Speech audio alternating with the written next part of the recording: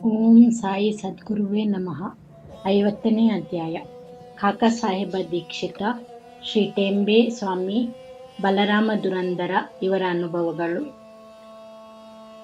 ದಾಬೋಲಕರ ವಿರಚಿತ ಮೂಲ ಸಚ್ಚರಿತೆಯ 50ನೇ ಅಧ್ಯಾಯವು 39ನೇ ಅಧ್ಯಾಯದ ವಿಷಯವನ್ನೇ ಕುರಿತು ಪ್ರಸ್ತಾಪಿಸುವುದರಿಂದ ಅದನ್ನು ಅದರೊಡನೆ ಸೇರಿಸಿ ಅದರ 51ನೇ ಅಧ್ಯಾಯವನ್ನು ಇಲ್ಲಿ 50ನೇ ಅಧ್ಯಾಯವನ್ನಾಗಿ ತೆಗೆದುಕೊಂಡಿದೆ.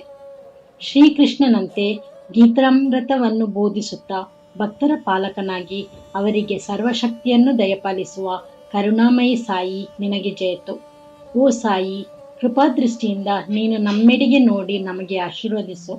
ಮಲಯಗಿರಿಯಲ್ಲಿ ಚಂದನ ಮರಗಳು ಉಷ್ಣತೆಯನ್ನು ಹೋಗಲಾಡಿಸುವಂತೆ ಮಾನವನಿಗೆ ಸುಖ ಸಂತಸಗಳನ್ನು ಕೊಡಲು ಭೂಮಿಯ ಮೇಲೆ ಮಳೆಯಾಗುವಂತೆ ಅಥವಾ ವಸಂತ ಋತುವಿನಲ್ಲಿ ಪರಮಾತ್ಮನ ಪೂಜೆಗೆ ಸುಮನ ಪ್ರಕಟವಾಗುವಂತೆ ಈ ಸಾಯಿ ಸಚ್ಚರಿತೆಯನ್ನು ಕೇಳುವವರಿಗೂ ಹೇಳುವವರಿಗೂ ಸುಖ ಶಾಂತಿಗಳು ದೊರಕುತ್ತವೆ. ಈ ಮಾತನ್ನು ನಿದರ್ಶಿಸುವ ಘಟನೆಯನ್ನು ಪರೀಕ್ಷಿಸೋಣ. ಕಾಕಾ ಸಾಹೇಬ ದೀಕ್ಷಿತ. ಶ್ರೀ ಹರಿ ಸೀತಾರಾಮ ಅಥವಾ ಕಾಕಾ ಸಾಹೇಬ ದೀಕ್ಷಿತರು 1864ರಲ್ಲಿ ಜನ್ಮ ತಾಳಿದರು. ಅವರ ಪ್ರೈಮರಿ ವ್ಯಾಸಂಗವು ರಾಂಡ್ವಾದಲ್ಲಿಯೂ ಮತ್ತು ಹಿಂಗನಘಾಟದಲ್ಲಿಯೂ, ಸೆಕೆಂಡರಿ ವ್ಯಾಸಂಗವು ನಾಗಪುರದಲ್ಲಿಯೂ ಆಯಿತು. ಉಚ್ಚ ವ್ಯಾಸಂಗಕ್ಕಾಗಿ ಅವರು ಮುಂಬೈಗೆ ಬಂದು ಮೊದಲು ವಿಲ್ಸನ್ ಕಾಲೇಜಿನಲ್ಲಿಯೂ ನಂತರ ಎಲ್ವಿನ್ಸ್ಟನ್ ಕಾಲೇಜಿನಲ್ಲಿಯೂ ವ್ಯಾಸಂಗ ಮಾಡಿದರು. ಪದವೀಧರರಾದ ನಂತರ 1883ರಲ್ಲಿ ಕಾಯ್ದೆ ಮತ್ತು ಸೋಲಿಸಿಟರ ಪರೀಕ್ಷೆ ಮಾಡಿಕೊಂಡು ಕೆಲವು ಕಾಲ ಮೆಸಸ್ ಲಿಟಲ್ ಆ್ಯಂಡ್ ಕಂಪನಿ ಕಂಪನಿಯಲ್ಲಿ ಸಾಲಿಸಿಟರ್ ಆಗಿ ಕೆಲಸ ಮಾಡಿದರು. ಅನಂತರ ತಮ್ಮದೇ ಆದ ಸಾಲಿಸಿಟರ್ ಸಂಸ್ಥೆಯನ್ನು ಆರಂಭಿಸಿದರು. 1909ರ ತನಕ ಇವರಿಗೆ ಬಾಬಾ ಅವರ ಹೆಸರೇ ಗೊತ್ತಿರಲಿಲ್ಲ. ನಂತರ ಅವರು ಲೋನಾವಾಳದಲ್ಲಿ ತಂಗಿದ್ದಾಗ ತಮ್ಮ ಹಳೆಯ ಸ್ನೇಹಿತರಾದ ಶ್ರೀ ನಾನಾ ಸಾಹೇಬ ಚಾಂದೋರಕ ಅವರ ಸಂಪರ್ಕವಾಗಿ ಬಾಬಾ ಅವರ ಪರಮಭಕ್ತರಾದರು. ಅದು ಹೇಗೆಂಬುದನ್ನು ನೋಡೋಣ.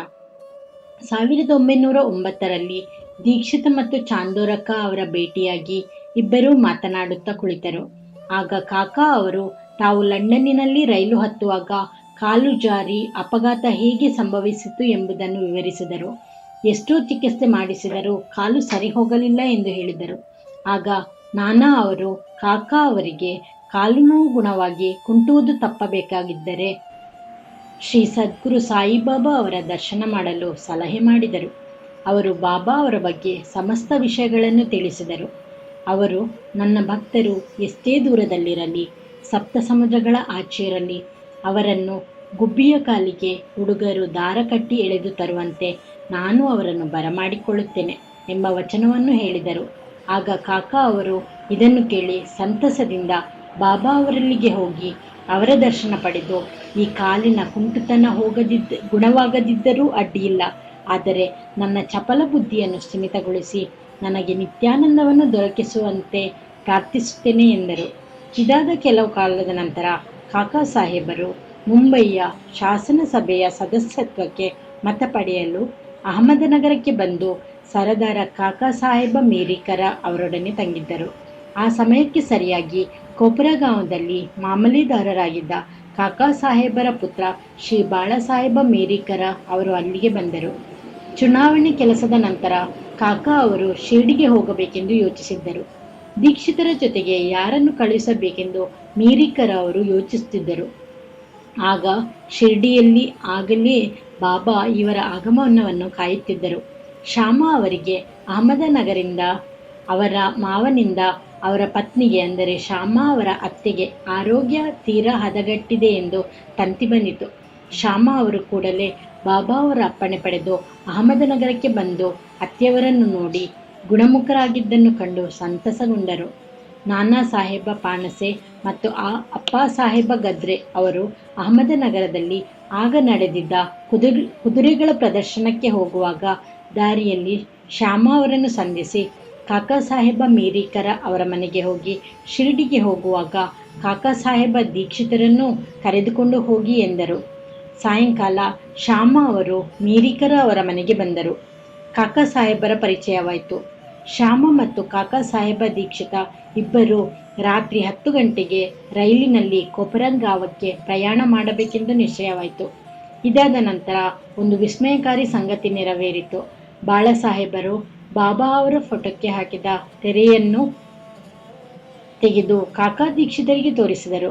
ಶಿರ್ಡಿಗೆ ಹೋಗಿ ಕಾಣಬೇಕೆಂದಿದ್ದ ಬಾಬಾ ಅವರು ಆಗಲೇ ಫೋಟೋದ ರೂಪದಲ್ಲಿ ಈ ಸಂದರ್ಭದಲ್ಲಿ ತಮ್ಮನ್ನು ಸ್ವಾಗತಿಸುತ್ತಿದ್ದಾರೆ ಎಂದು ಕಾಕಾ ಸಾಹೇಬ ಭಾವಿಸಿದರು. ಆ ಫೋಟೋ ಮೇಘ ಅವರಿಗೆ ಸೇರಿದ್ದಿತ್ತು. ಅದರ ಗಾಜು ಒಡೆದು ಹೋಗಿದ್ದರಿಂದ ಮೇಘ ಅದನ್ನು ಸರಿಪಡಿಸುವುದಕ್ಕಾಗಿ ಶ್ಯಾಮ ಅವರ ಕೈಯಲ್ಲಿ ಕೊಟ್ಟು ಅಹಮದನಗರಕ್ಕೆ ಕಳುಹಿಸಿದ್ದರು. ಅದು ಸರಿಯಾಗಿ ಕಾಕಾ ಮತ್ತು ಶ್ಯಾಮ ಅವರ ಸಂಗಡ ಶಿರ್ಡಿಗೆ ಹೊರಟಿತು.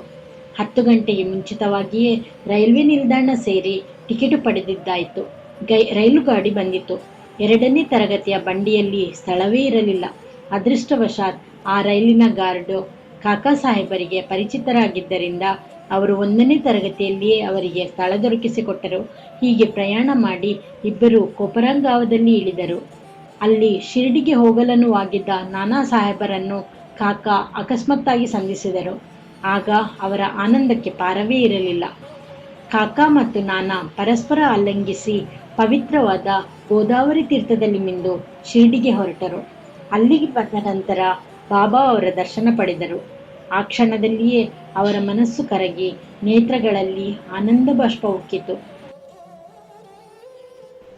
ಆಗ ಬಾಬಾ ಅವರನ್ನು ಕುರಿತು, ನಿಮ್ಮನ್ನೇ ಎದುರು ನೋಡುತ್ತಿದ್ದೆ, ಆದುದರಿಂದಲೇ ಶ್ಯಾಮನನ್ನು ಕಳುಹಿಸಿದ್ದೆ ಎಂದರು. ಅನಂತರ ಕಾಕಾ ಅವರು ಅನೇಕ ವರ್ಷಗಳ ಕಾಲ ಬಾಬಾ ಅವರೊಡನೆ ಇದ್ದರು. ಅವರು ಶಿರ್ಡಿಯಲ್ಲಿ ಒಂದು ವಾಡಾ ಕಟ್ಟಿಸಿ ಹೆಚ್ಚು ಕಡಿಮೆ ಶಿರ್ಡಿಯಲ್ಲಿಯೇ ವಾಸ ಮಾಡತೊಡಗಿದರು. ಬಾಬಾ ಅವರಿಂದ ಅವರು ಪಡೆದ ಅನುಭವಗಳು ಸಾವಿರಾರು. ಆದ್ದರಿಂದ ಅವೆಲ್ಲವನ್ನು ಇಲ್ಲಿ ವಿವರಿಸಲು ಅಸಾಧ್ಯ. ಆದುದರಿಂದ ವಾಚಕರು ಸಾಯಿಲೀಲಾ ಪತ್ರಿಕೆಯ 12ನೇ ಸಂಪುಟದ 6ರಿಂದ 9ನೇ ಸಂಚಿಕೆಗಳನ್ನು ಓದಬಹುದು. ಕೊನೆಯಲ್ಲಿ ನಿನ್ನನ್ನು ವಿಮಾನದಲ್ಲಿ, ಅಂದರೆ ನಿರಾಯಾಸವಾದ ಮರಣ ಕರೆದುಕೊಂಡು ಹೋಗುತ್ತೇನೆ ಎಂದು ಬಾಬಾ ಕಾಕಾ ಸಾಹೇಬ ದೀಕ್ಷಿತರಿಗೆ ಹೇಳಿದ್ದರು. ಇದು ನಿಜವಾಯಿತು. 1926ನೇ ಜುಲೈ 5ನೇ ತಾರೀಕು ಅವರು ಹೇಮಾಂಡ ಪಂತರೊಡನೆ ಬಾಬಾ ಅವರ ಬಗ್ಗೆ ಮಾತನಾಡುತ್ತಾ ರೈಲಿನಲ್ಲಿ ಪ್ರಯಾಣ ಮಾಡುತ್ತಿದ್ದರು. ಆಗ ಒಮ್ಮೆಲೆ ಅವರು ಬಾಬಾ ಅವರಲ್ಲಿ ಶೀಘ್ರವಾಗಿ ಧ್ಯಾನಾಸಕ್ತರಾದಂತೆ ತೋರಿತು. ಕೂಡಲೇ ಅವರು ನಿರಾಯಾಸವಾಗಿ ತಮ್ಮ ತಲೆಯನ್ನು ಹೇಮಾಂಡ ಪಂತರ ಭುಜದ ಮೇಲೆ ಇಟ್ಟು ಇಹಲೋಕವನ್ನು ತ್ಯಜಿಸಿದರು. ಟೇಂಬೆ ಸ್ವಾಮಿ. ಈಗ ಸಂತರು ಹೇಗೆ ಪರಸ್ಪರ ಭ್ರಾತೃಪ್ರೇಮದಿಂದ ಇರುತ್ತಾರೆ ಎಂಬುದನ್ನು ಪರಿಶೀಲಿಸೋಣ. ಒಂದು ಸಾರಿ ಟೇಂಬೆ ಸ್ವಾಮಿ ಎಂದು ಪ್ರಸಿದ್ಧರಾದ ಶ್ರೀ ವಾಸುದೇವಾನಂದ ಸರಸ್ವತಿ ಅವರು ಗೋದಾವರಿ ತೀರದಲ್ಲಿ ರಾಜಮಹೇಂದ್ರಿಯಲ್ಲಿ ತಂಗಿದ್ದರು. ಅವರು ದತ್ತಾತ್ರೇಯರ ಉಪಾಸಕರಾಗಿದ್ದರು. ಮಹಾಜ್ಞಾನಿಗಳು, ಯೋಗ ಸಂಪನ್ನರೂ ಆಗಿದ್ದರು. ನಾಂದೇಡದ ಪುಂಡಲೀಕರಾದ ವಕೀಲರು ಅವರನ್ನು ಕಾಣಲು ತಮ್ಮ ಸ್ನೇಹಿತರೊಂದಿಗೆ ಹೊರಟರು. ಅವರ ದರ್ಶನ ಪಡೆದರು. ಸಂಭಾಷಣೆ ನಡೆಯುತ್ತಿದ್ದಾಗ ಶ್ರೀ ಸಾಯಿಬಾಬಾ ಅವರ ವಿಷಯವೂ ಬಂದಿತು. ಬಾಬಾ ಅವರ ಹೆಸರನ್ನು ಕೇಳಿದೊಡನೆ ಸ್ವಾಮೀಜಿಯವರು ಅಲ್ಲಿಯೇ ನಮಸ್ಕಾರ ಮಾಡಿ ತೆಂಗಿನಕಾಯಿ ಒಂದನ್ನು ತೆಗೆದುಕೊಂಡು, ಇದನ್ನು ನನ್ನ ಸಹೋದರ ಶ್ರೀ ಸಾಯಿಬಾಬಾ ಅವರಿಗೆ ಅರ್ಪಿಸಿ ಮತ್ತು ನನ್ನನ್ನು ಮರೆಯದೆ ಪ್ರೀತಿಸುತ್ತೀರಿ ಎಂದು ಹೇಳಿರಿ ಎಂದು ತಿಳಿಸಿ ಪುಂಡಲೀಕರಾವ ಅವರಿಗೆ ಕೊಟ್ಟರು. ಸ್ವಾಮಿಗಳು ಬಾಬಾ ಅವರನ್ನು ಸಹೋದರರೆಂದು ಕರೆದುದು ಸರಿ, ಏಕೆಂದರೆ ಸ್ವಾಮೀಜಿಯವರು ಸಹ ಶಾಸ್ತ್ರಸಮ್ಮತವಾದ ಧ್ವನಿಯಲ್ಲಿ ಸದಾ ಅಗ್ನಿಯನ್ನು ಉರಿಸುತ್ತಿದ್ದರು. 1 ತಿಂಗಳ ಒಳಗಾಗಿ ಪುಂಡಲೀಕರಾವ ಅವರು 4 ಜನ ಮಿತ್ರರೊಡನೆ ತೆಂಗಿನಕಾಯಿ ತೆಗೆದುಕೊಂಡು ಬಂದರು. ಮನಮಾಡದಲ್ಲಿ ಇಳಿದಾಗ ಬಹಳ ಬಾಯಾರಿಕೆಯಾದುದರಿಂದ ಹತ್ತಿರವಿದ್ದ ಹಳ್ಳಕ್ಕೆ ನೀರು ಕುಡಿಯಲು ಹೋದರು. ಬರಿದಾದ ಹೊಟ್ಟೆ ಇದ್ದಾಗ ನೀರು ಕುಡಿಯಬಾರದೆಂದು ಖಾರದ ಅವಲಕ್ಕಿಯನ್ನು ತಿನ್ನಲು ಆರಂಭಿಸಿದರು.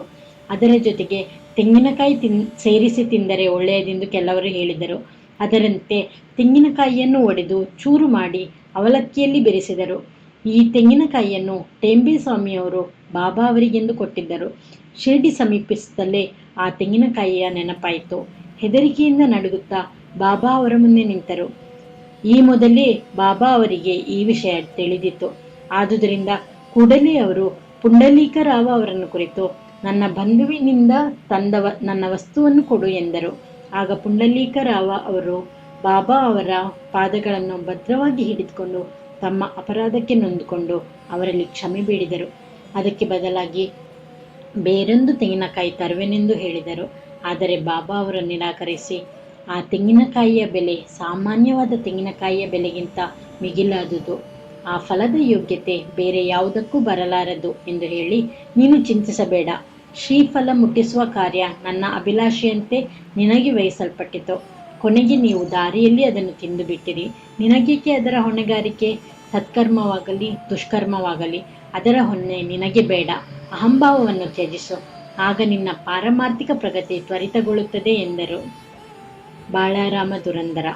ಪಾಟರೆ ಪ್ರಭು ಕುಲಕ್ಕೆ ಸೇರಿದ ಶ್ರೀಯುತ ಬಾಳಾರಾಮ ದುರಂದರ ಅವರು ಕೆಲವು ಕಾಲ ಮುಂಬೈ ಪ್ರಾಂತದ ಹೈಕೋರ್ಟ್ ಅಡ್ವೊಕೇಟ್ ಆಗಿ ನಂತರ ಸರಕಾರದ ಲಾ ಕಾಲೇಜಿನ ಪ್ರಿನ್ಸಿಪಲರಾಗಿದ್ದರು.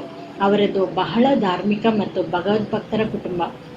ಅವರು ಸಾಮಾಜಿಕ ವಿಷಯಗಳ ಬಗ್ಗೆ ಅನೇಕ ಗ್ರಂಥಗಳನ್ನು ಬರೆದರು.